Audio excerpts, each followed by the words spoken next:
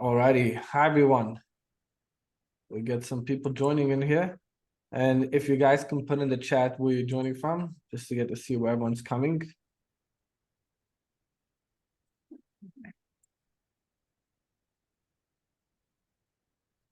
All right, we got a lot of people registered here and it's filling up. Nice. Oh, wait. 10 minutes. All They're right. flooding in. Flooding in. There we go. Here we go. All right. Chat, let's see.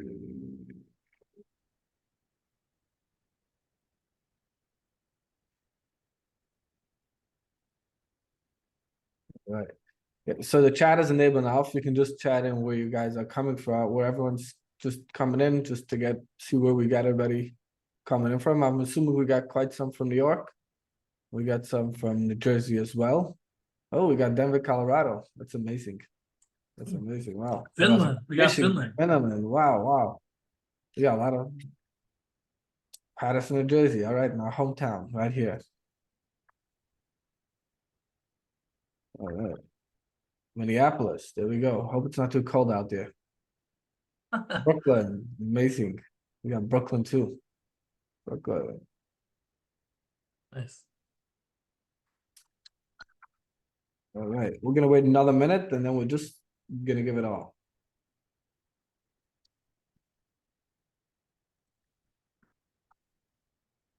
Oh, all right.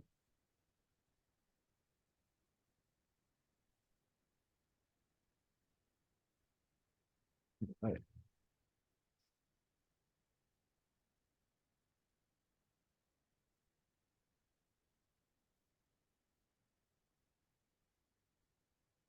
All right, everybody. So we got quite some people rolled in, and I guess as we go along, more people might join. This webinar will be recorded, so if any of you want to afterwards get the recording, it will be available tomorrow. And besides that, just want to mention before, we did prepare something that will be shared, a checklist financial summary that will be shared towards the end of the webinar. So stay tuned to get access to it. So first of all, introduce, my name is Nachman Lieser. I'm the CEO and founder of ConnectBooks, and I have the pleasure of Eitan Wiener, the CEO of Gedira, to join us. Our relationship goes back already a while. We've been good friends for a long time, and Eitan Wiener used to actually be a ConnectBooks customer back in the days. Yep, it was a while ago. So I actually got to know him first as a customer. So just a little background about myself. I'm actually an accountant. I have a master's degree in accounting, and I run a bookkeeping service, which we do bookkeeping for Amazon sellers. And the way we originally got into this whole ConnectBooks business was where we were doing this work manually for Amazon sellers. But then we decided that, let's take the work that we're doing and let's try to automate it. So today we run two different companies. We run a company called ConnectBooks, which we service over 1,000 customers. And it's an accounting automation tool. If you want to try to get your books, your profits, analytics, everything up to date with a click of a button, that's what we'll do. If you want to get a hands-off approach where you don't want to be involved in anything, you're like, hey, just take the whole thing and do it yourself. Just send us a message, and that goes into our bookkeeping service, and we do everything from A to Z. And then we also have Eitan Wiener. And Eitan, do you want to introduce yourself?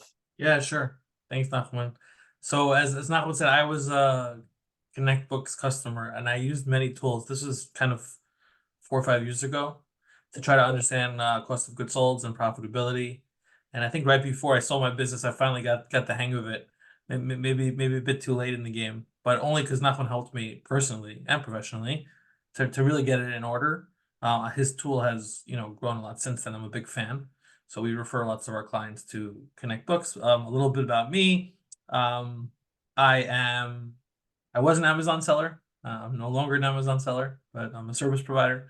I used to sell since 2009, almost 10 years. We had an electronics business with different types of selling solutions, exclusivity, bundles, refurbished, you name it. Been there, done that. We sold that business to a public retail company in 2019, thanks to Nachman's help on the books on that. That was fun. And I'm also the founder of the Prosper Show, which is like a large Amazon seller show that happens every year in Vegas. And again, just know Nachman through the community, and I was a client. Just a little bit about what Getita does. Similar to Nachman, I had lots of issues in my initial business with loss and damage and reimbursements and Amazon challenges. And I tried to fix it on my own. And I tried to build a tool, which I kind of did that solved it, but it wasn't really thorough. And we had a lower margin business, as Nachman knows. So we looked for solutions. And I actually met the guys from Getita, my partners Max and Yoni, at Prosper, show that I mentioned in 2018. And I used their solution. The impact was significant. When I sold my business, 14% of my net income was from reimbursements.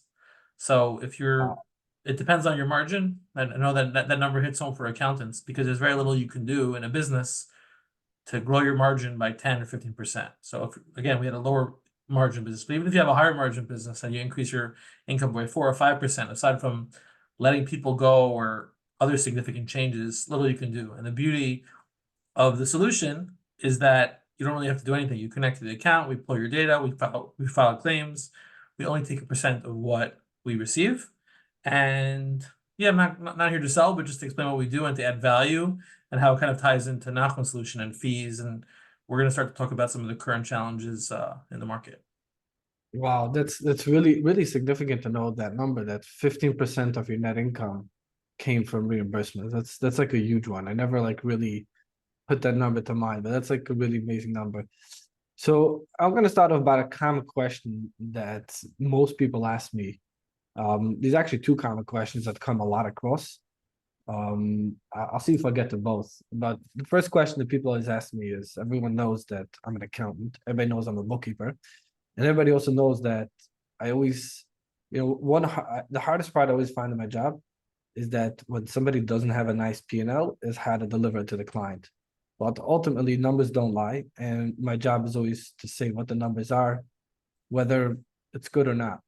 So everybody's asking me is like, tell me, are people making money this year? Are people not making money? Is he making money? Is he not making money? And ultimately, I have to be confidential, so I can't share in any specifics in anything. But what I could say is from a general holistic view, as I see it from based on just talking to a lot of people, see it based on myself and based on businesses that I've analyzed. So what I've seen is that throughout COVID, there was like a certain peak and a very big surge in business. And what I've seen in the surges that there's an old saying, when it rains everywhere. So, and I've seen it like, I remember like, I remember like when I used to work in a different industry. So like I once used to work in the car service industry, and you have there also like peak times, like summertime where everybody's traveling, there's nothing available, right? Everybody needs a car service. So the idea of that business, the genius, the model of that business is not to be busy in peak summertime. The idea is in smack in the middle of the winter when it's snowing and nobody wants to go out anywhere, is to have business then. So there's different ways of assuring yourself to have business, a constant flow of business throughout the year.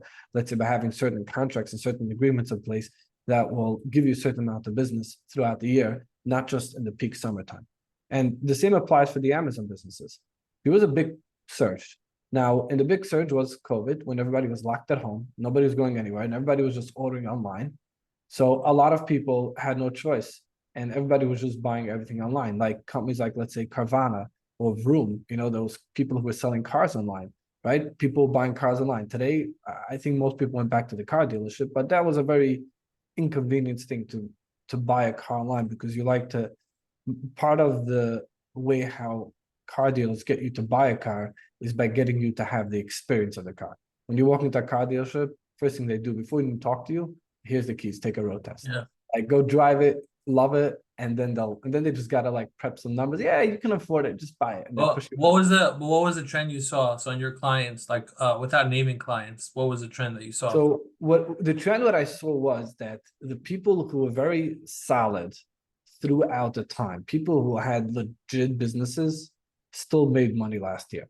I've seen a lot of big Amazon sellers even last year made money. Now I'm not going to say that nobody made money. I'm not going to say that there's nobody who had a legit business and didn't make money. The people that were like very like the people who came out of middle COVID and like just try to like jump with the surge, they didn't really have a real solution. They didn't really have a real product. Yeah. Those all people are all falling away. A lot of them are like people just who didn't, they didn't like they just randomly open a business, and those people are actually having hard times getting out because now that the economy is down, people are thinking twice before they spend.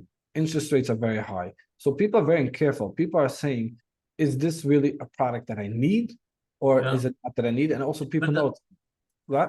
the bigger businesses that are resilient that last because they have other revenue streams or channels, did they introduce more SKUs or were their fees tighter? What was what kept them there? Because just being around a So long time doesn't always do it for you. it's not just being around a long time. It's also, I mean, it's the companies. I don't know specifics about the company. I never get into like the marketing aspects, but it's companies that I've worked with that have had good SKUs. And I don't even think they added more SKUs. It's just that the product was there to solve a problem. They listened to Yeah. what the customers had to say. Those businesses are still thriving. They're still moving. If they're And the moving, one sorry, and the ones that are declining, are they giving up and canceling their so ConnectBooks the people, account, or yeah, how bad we does it get? we have quite some accounts of people just going out of business. They're just Yeah. answering and simply can't make it. But those people, what I've seen is like if you're trying to sell on Amazon and you find a good deal once here, once there, it doesn't even make you get a good Amazon account. Like either you have a way of really Yeah. bringing in a lot of good deals, or you have your own private label brand that sells. So a lot of people in COVID, like on other times, like try to find deals, try to do stuff, and now they're having a very hard time Yeah. doing it. And all those accounts are falling away. And even in the bigger accounts, what they're doing is they're curbing a lot. Like for example, I actually just got a resume from somebody who worked for a big Amazon seller, and what he was trying to do is build like his own website and his own all stuff. And at that point, money was very cheap, so he invested like hundreds of thousands of dollars to building out some tool.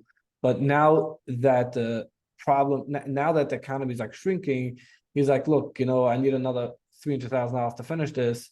Then maybe I shouldn't do it, or it's going to cost me a lot of money.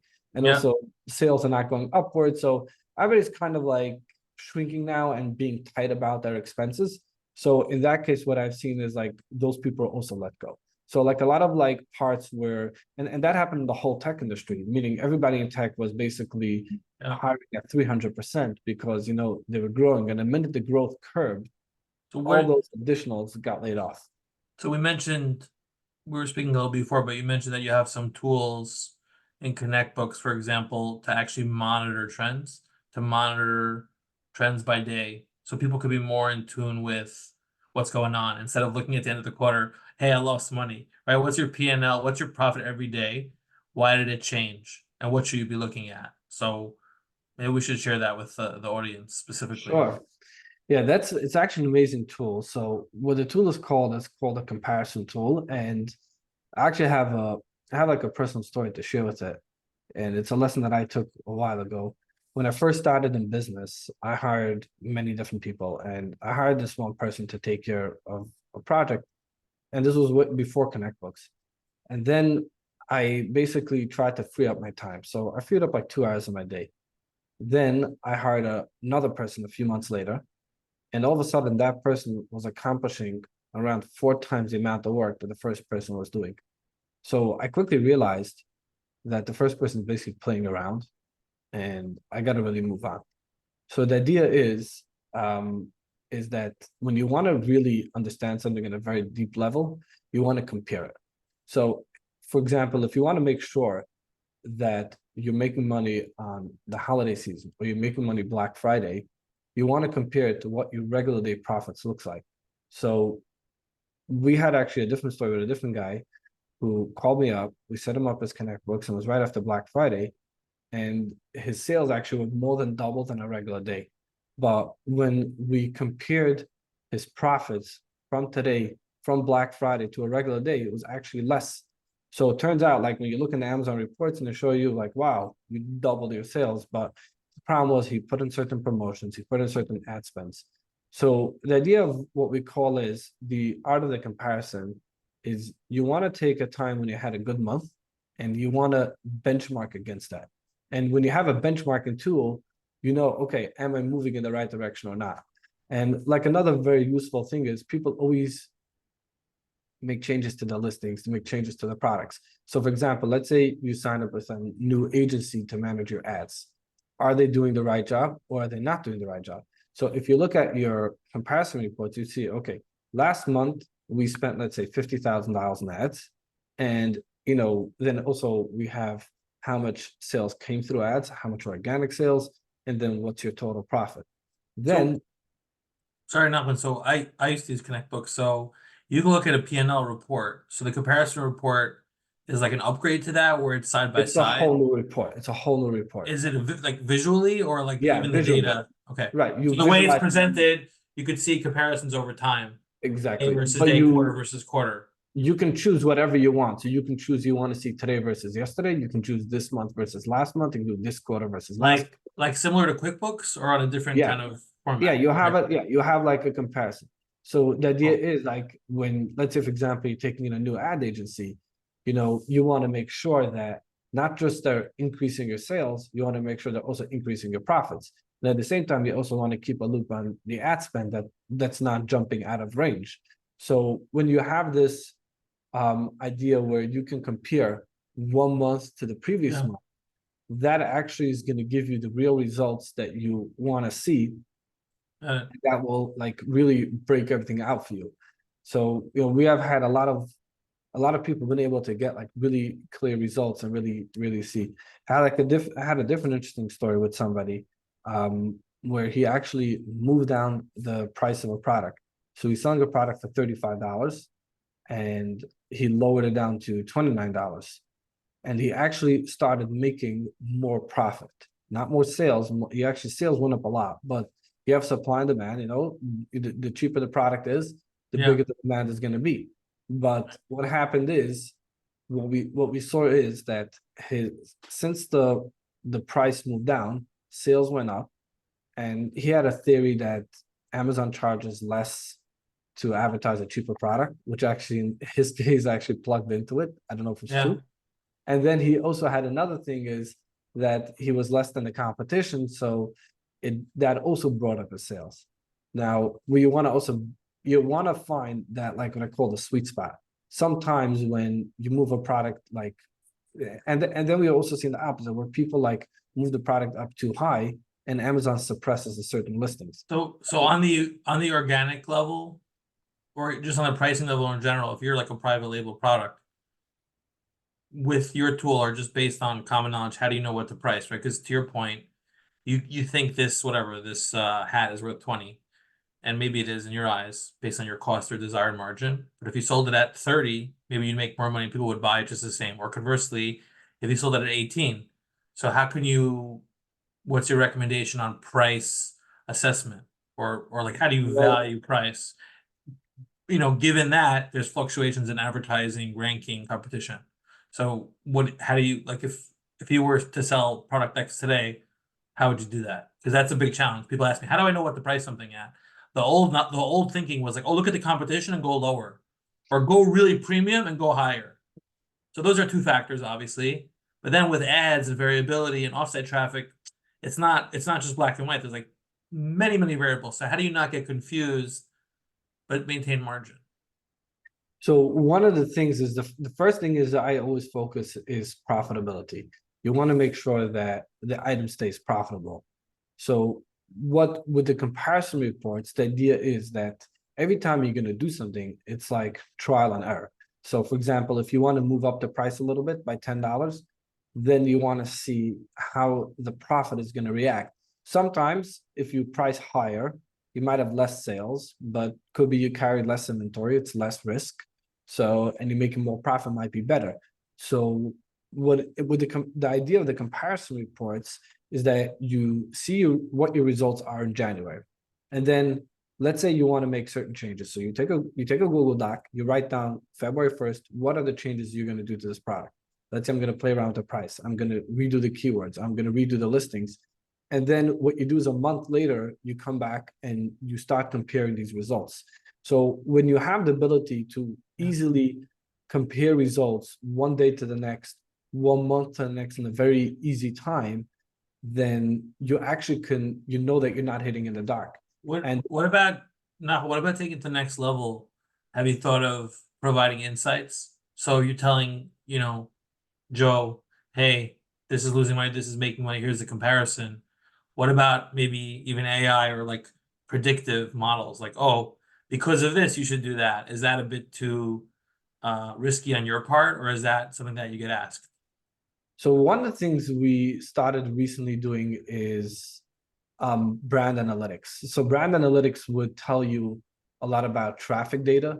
So for example, if you change around the product, let's say for example, sales tanks.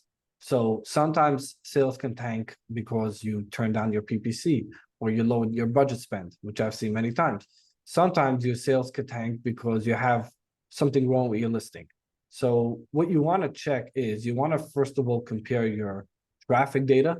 So like what on general, what does your traffic look like to this page? Mhm. How many views do you get? And then you Right. also want to see your conversions. How many people actually end up buying? So for example, if you want to redo your listing, you should see a higher conversions on your listings once you invest in all of that.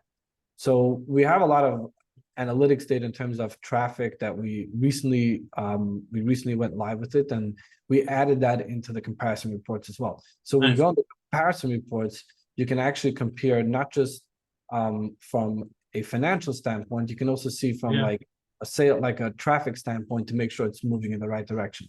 In terms of AI, we're working on some sort of solution. It's too early to say. Yeah. So is But everyone.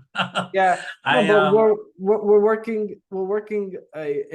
okay. working on a AI that's really gonna change the way Amazon sellers do accounting. Okay. I just want to talk a little bit about some other fees, and then maybe we'll answer some of the questions Sure. from the audience. So I was talking to Nachman before about some interesting fee changes. One is this FBA minimum fee. So typically you could send one unit to FBA or you could send 1,000. If you have too much inventory over time, they'll charge you overage fees and storage fees and excess fees, which you really need to be aware of, and you have to obviously know that in holiday season and peak season, those are even more. But what's interesting is that they just announced in the beginning of the year a minimum fee, in that if you don't have a minimum amount of inventory, you get a penalty. So if you have too much, you lose, and if you have too little, you lose. Obviously, their goal is to streamline your profitability and efficiency, right? Which is important. So you want to have as much throughput possible without having too much inventory there and tying up cash flow. But it's quite difficult to maintain both metrics. I used to send a lot of like sample units or test units or small amounts based on supply chain, or maybe you don't even have access to the supply. But you have to keep in mind that if you have a low volume or a low number, then you certainly there's fees involved, which is challenging. The other thing I want to mention is that I think everyone knows there's like a couple wars going on in the world, which definitely don't help supply chain. There was the Russia-Ukraine thing, which caused a lot of issues with trains and freight. Now the whole Middle East turmoil is causing a lot of issues with shipping. People don't think it's serious, but I don't think this war, unfortunately, is ending soon, and I hope it does. But what's happening is all these ships are getting diverted. So they usually go through the Suez Canal. So they come from China or Asia, they go through the Suez Canal in the Middle East to the Red Sea. But because of all these rockets and pirates and lots of different issues, they're not. They're actually going around Africa. That leads to 40 to 50% increase in shipping. And a lot of the ships are not big enough or don't have enough fuel or whatnot to do it. So not only are your fixed costs higher, but you may not even get supply. Sounds like it's early in the year, but as you know, January goes by, all of a sudden people start planning. Chinese New Year, they start stocking up for Q4. So it's definitely not as severe as COVID as far as the halt is concerned. But I've seen like significant fluctuations in freight in the last week or two. And again, hopefully it improves, but I don't know if it will. So if you just add all these additional uh, hurdles, not to scare everyone, because there's ways around it, but if you don't use ConnectBooks or you don't have the tool and know what your fees are, you're really at a disadvantage. And I think now is the year to really understand the profit. I know it's always something sellers say I want to do, but I think it's to the point where if you don't, like, you really risk your business or even staying. So again, not to dissuade people. There's tons of opportunity and niche and ways to grow and diversify, but the fees are constantly changing, and not only is Amazon, the Amazon sales are down, I guess, in general for sellers, at least in the US, but the fees are higher. So you have to you have to kind of consider both. Quite difficult. Need tools, need services for it. Do you want to answer some of these questions, Ahmed? Yeah, sure. I just want to add on one thing that you mentioned about the people bringing in about the freight costs. What I've Mhm. actually seen a very good practice, what a lot of people doing recently, is that they're taking containers from China directly to FBA. So it used to be that people used to, try to have their own warehouse. Then came out this whole idea of 3PLs. So everybody was basically shipping containers to 3PLs, unloading it, repackaging it, sending it to FBAs. But I've seen Yeah. one of some smart people do is that they keep a certain amount of backup in their local 3PL. So let's say a certain product, they'll keep like 1,000 to 2,000 units. And Yeah. then what they'll do is they'll have their containers go directly from China to FBA. Yeah. So at that point, they save a lot of money on unloading, loading, and local storage. Now you don't want to overload the FBA as well, and you get hit with all the other fees, but Yeah. at least you can, be smart and save on those Yeah. stuff. For sure. Okay, let's do All questions. right, yeah, we're gonna bump in here. So we have here a few questions. Let's go at this. Does ConnectBooks account for COGS when a reimbursement comes in? So yeah, that's a good question, but we definitely do account for it once you get reimbursed. We have a few methods of how to account for it, various different methods, but we definitely account for Yeah. it. It's So to all done. simplify that good question, if you get reimbursed a certain fee, then retroactively your profit was different, right? Because you get a credit. It's not So Nachman has a retroactively. magic way to show, not retroactively, but in actuality, when that happens, Yeah, effectively your profit is different. Not an easy thing to calculate. A lot of tools don't because it's lagging, right? It's like more accrued. but most Um, people like to just calculate orders and they just go away from yeah. there. How does Getita know when to open a claim? Good question. We pull all the seller data via the API. We find discrepancies based on lots of factors, and the data doesn't align. The fee is not correct, or the inbound quantity is not correct. And then we open a case, and only when we see the data on our end where it doesn't align, it's 1 to 2% of the time. So it's not that often, but it adds up as discussed. And then we open a claim and try to continue to file until it's won. Does ConnectBooks have a partnership with Getita? We do. Nachman's one of our great partners, and I hope we're one of his good partners. Definitely are. And yeah, we do some cool stuff together based on the synergies of fees and cost savings, and obviously friendship, and some joint events and whatnot. But Nachman's helped us out a lot, not just my business, but also Getita with code and API changes, and we're very close. So I appreciate that. Do you have a free trial, Nachman? Yeah, we do offer a 30-day free trial. So if anybody wanting to sign up, you can definitely give our program a shot. And we also give a free onboarding. So it's not just when you sign up, meaning Yeah. once you sign up, after a couple of days, somebody will reach out to you, schedule an onboarding call. And on the Okay. onboarding call, what we do is we walk you through the process to make sure you understand what's going on. Does ConnectBooks track the buy box percent over time?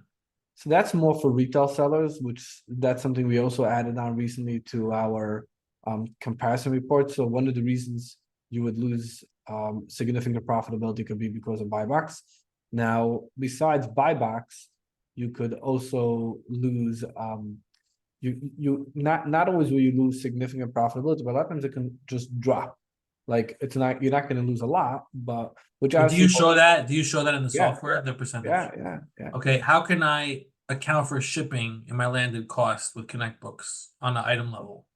So we do have something to calculate that. We have like something called the container flow module, which we basically we take the shipping cost of a container and we break it up on an item level, and then we import that as the cost of the product. We Is associate that shipping and like import fees and tax and duties, everything, everything?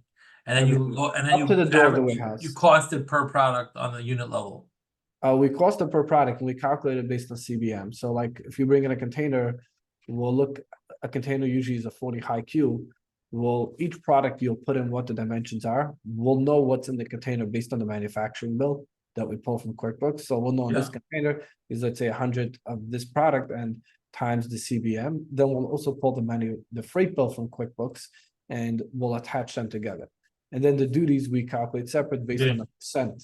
And the last question, I know we're running out of time, but hopefully we'll do this again.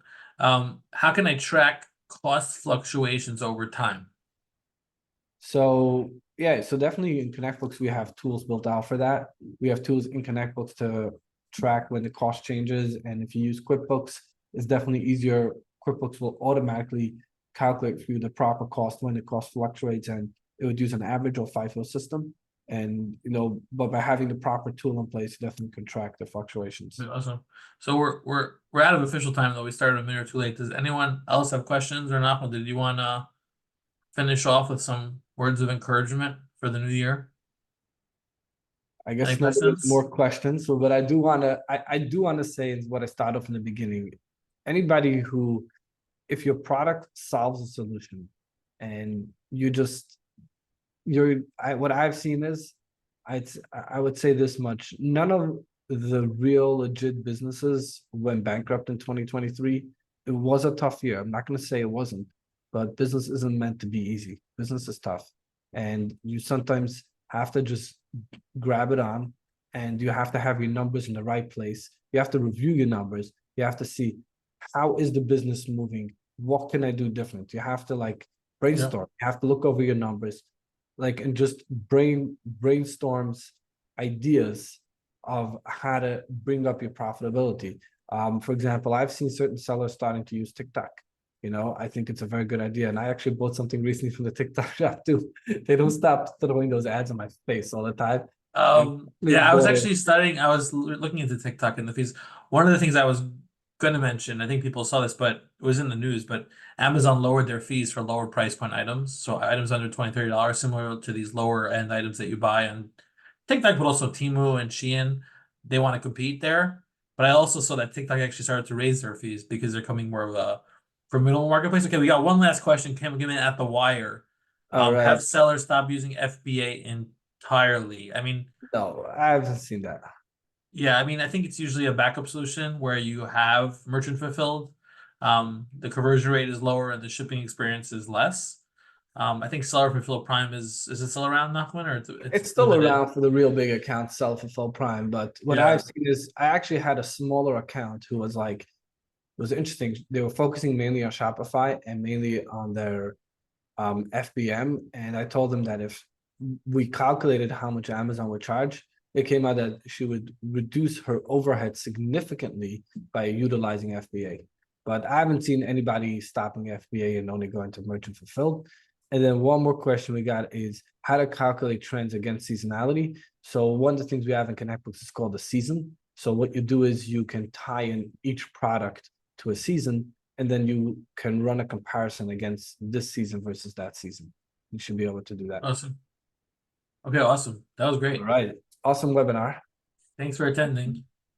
And thanks, Ethan, for joining here. And thanks, everybody, for attending. And stay tuned for the email that's going to come out. There will be some material that you'll be able to get about how to optimize inventory and financial checklists for 2024.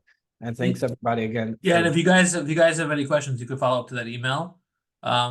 We will be Nachman will be at ACGG. Yeah, I cannot come this year. My team will be there. So looking forward. It's a great event tomorrow in Brooklyn. If anyone wants to come last minute, have a great Q1 and we'll see you soon. All right. Bye.